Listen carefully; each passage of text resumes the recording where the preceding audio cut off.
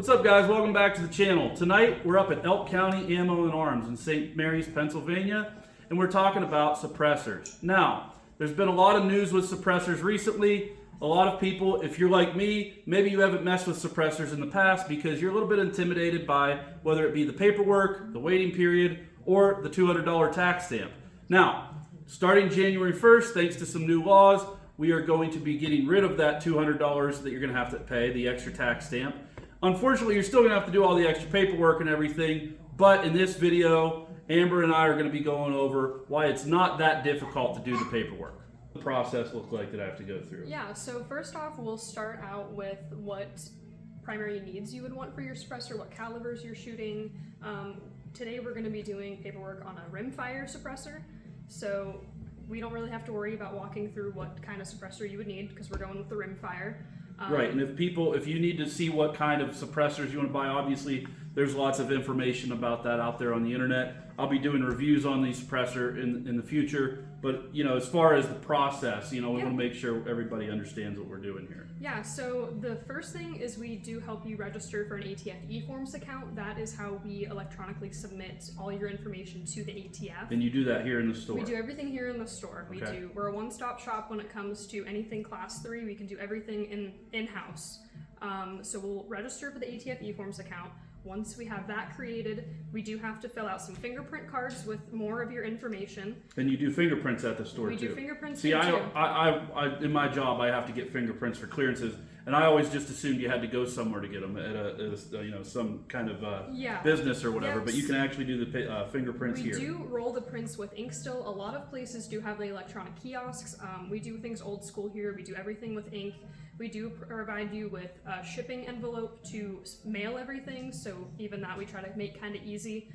So there is 2 fingerprint cards per serial number, so if you were to come in and buy 3 suppressors, you'd have to do 2 fingerprint cards per suppressor. Okay. It's not just a one-time thing. Some people do think that. Okay. It's a tax stamp per You got to do your fingerprints every time you get every one time. suppressor. Yep. Okay. I've had just in case you burn them or something. I guess, yeah.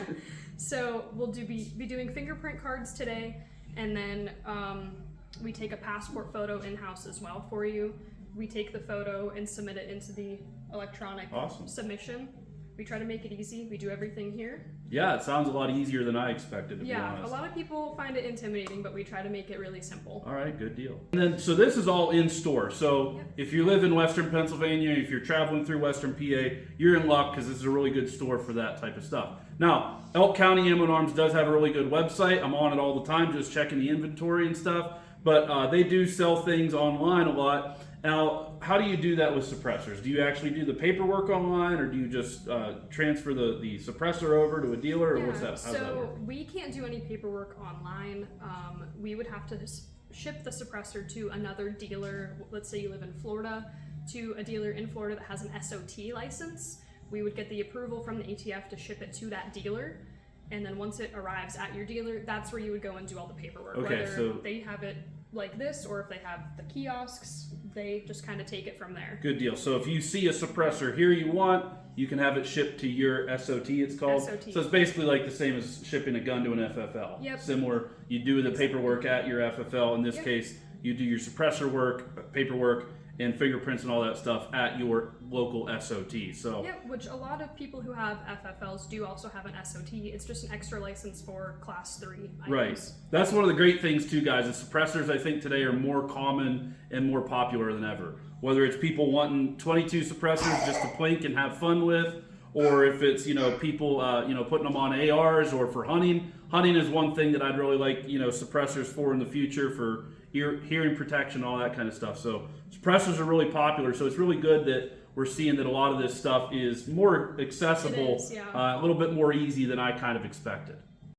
All right, guys, so I had to fill out or make an eForms account, and they help you do that right here at the store. So make sure if you go do that, that you have an email that you can use, preferably on your phone, so that you can access it right there at the store. But looking here, this is the ATF Form 4. This is what it looks like. So this is all the information you're gonna have to put in, and we're gonna do all this stuff online. Obviously, I'm not gonna show you all my information, so I don't think we really need to go over how to type in all of your personal information, but we'll get into the fingerprints after that. All right, so we got a lot of that paperwork done already, filled out my eForm account. Now, if you already have an eForm account, you said you can do that at any new suppressor, you buy a new suppressor. So that might save you a little bit of time. I think overall so far, maybe we've been here 15, 20 minutes as far as doing our paperwork and everything. And now we're gonna get into the fingerprints. So they have me go wash my hands. And we're going to do the fingerprints here, and I don't know what I'm doing, so you tell me what to do. We're going to start, typically we have the customer fill out their information on the tops of these. You have to use black ink, that's just what the ATF requires. We're not going to fill out his information just for security reasons, but he'll fill it all out. Don't steal my ID, thank you. We'll fill it all out after we get the prints on here. So you're going to start with your right thumb, the ATF. This is kind of just like a cheat sheet of what they want. You just need to keep a square shape like that. You achieve that by starting on one side of the box, rolling in one straight motion to the other side. Don't roll back over, it'll mess up the print. And it's pretty much that easy. So you're just going to start with your right thumb. Just apply a lot of pressure on the ink pad, like I said. Like this right here? Yep, straight our ink down. pad's getting kind of bad. And just kind of roll over, get some ink on there. Now when I do this for my job, we good right just here? Start on one side. Yep, the right. Roll it You're just gonna like I roll roll it. Okay. Roll it over.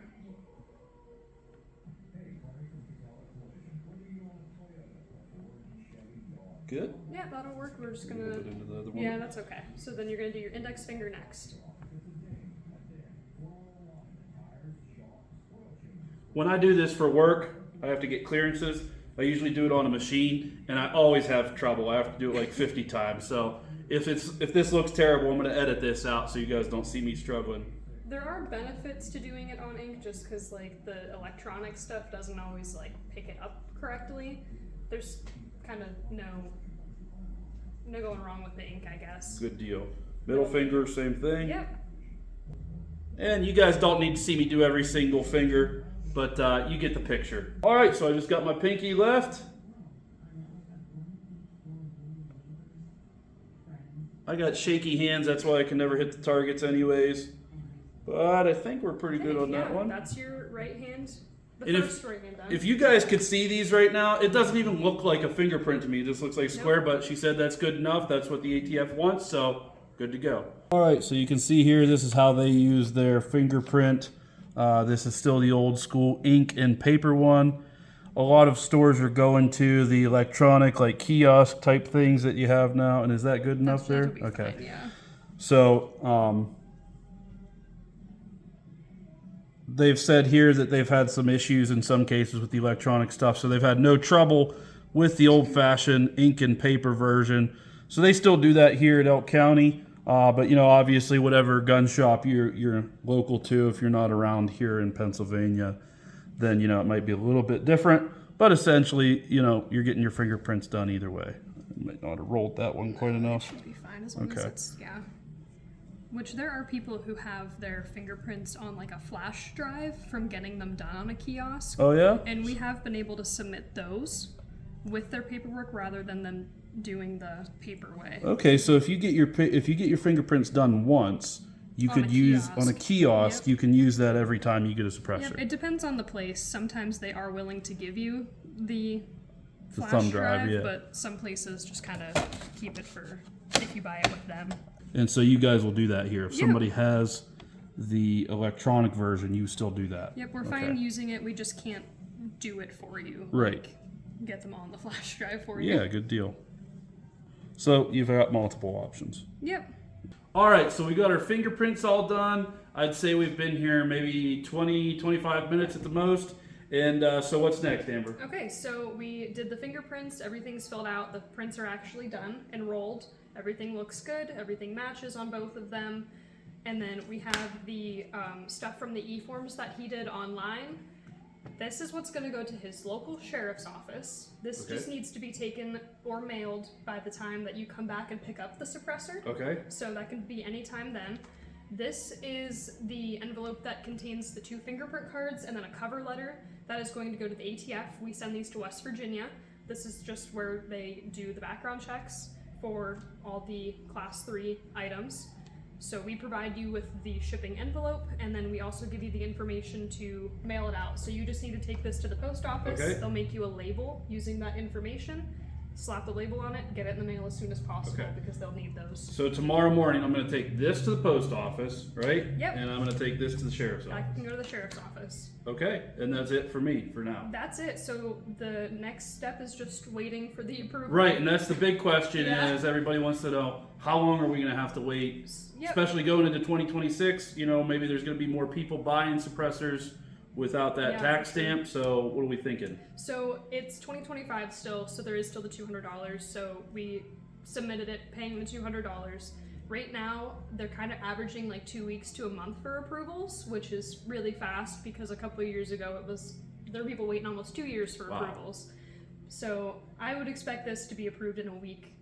Okay, cool. You know. So obviously you can't guarantee any of that, but we're hoping for this maybe in a week or so. Hopefully. Okay, and then maybe in 2026, you're thinking maybe 2026. We're honestly kind of unsure. A lot of people right now are waiting for the $200 to go away, so a lot of people are just holding out. So you think like the first week of January, you're going to have a whole bunch of people come in to buy We're suppressors expecting at the same a time. surge in suppressors. And people will do that all around the country probably. Probably. And I don't blame them. I mean, that's probably what I would do. I wouldn't pay the $200 Yep. necessarily, but so looking at January, you might be waiting a little bit longer. That's all. You might But be waiting longer. as far as the process goes, everything else is the same. You just might be waiting a little bit longer. But hey, at least you're saving $200. You are right? saving $200. So I guess choose your battles whether you want to pay the $200 and not wait, or not pay $200 and you're fine waiting. Right. So all right. So did we miss anything? Is there I anything don't that we think so. I need to think go that's over? really the biggest thing is just. So just to recap real quick, we came in, we picked out what suppressor we wanted. We made the eForms account. Once you make that, you don't have to make it again. It gives you a password and a PIN and all that kind of stuff. Then you fill out the paperwork online. Then you fill out the fingerprints, right? And then you fill out a little bit of paperwork on those.